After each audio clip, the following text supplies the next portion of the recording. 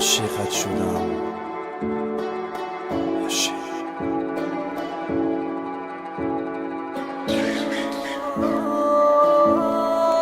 هر یک حرفش خنده هاش در یاد من، نغمه هاش و چشماش در یاد من.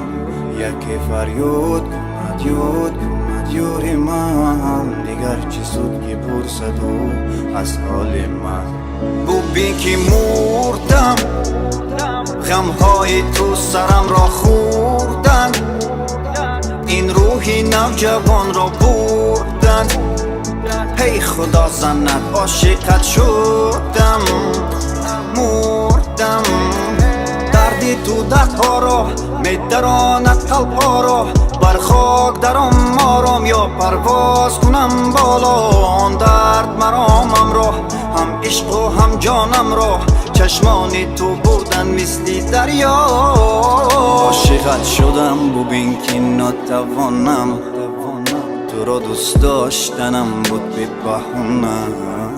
زیغم آرام برایش من میخوانم، و جاهل در دلم تیر میبرونه. عاشقت شدم ببین که ناتوانم، تو را دوست داشتنم بود به بهونه. زیغم آرام برایش من میخوانم، و جاهل در دلم تیر میبرونه.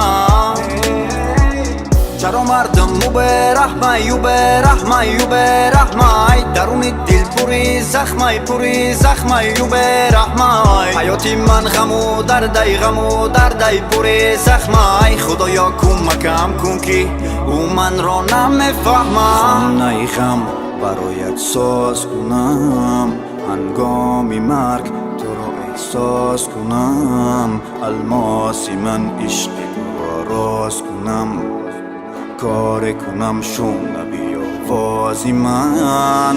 خانه غم برایت ساز کنم، هنگامی مرگ تو را احساس کنم.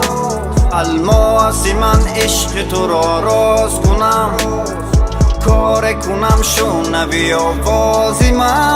عاشقت شدم ببین که ناتوانم، تو را دوست داشتنم بود به بهونه. زیغم آرام برایش من میخوانم، و جاهل در دلم تیر میبرونه. عاشقت شدم ببین که ناتوانم، تو را دوست داشتنم بود به بهونه. زیغم آرام برایش من میخوانم، و جاهل در دلم تیر میبرونه.